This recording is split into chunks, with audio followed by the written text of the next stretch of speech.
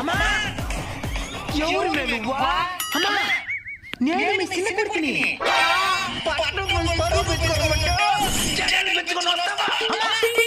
ఇదే ఇప్పుడు నాన్న ఫ్రెండ్.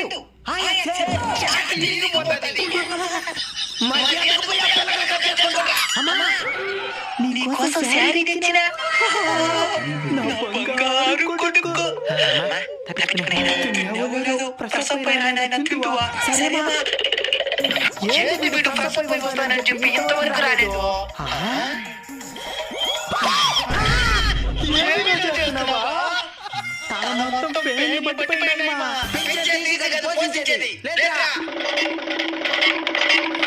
నీట్గా నూనె పెట్టి నున్నగా దూకోవాలా.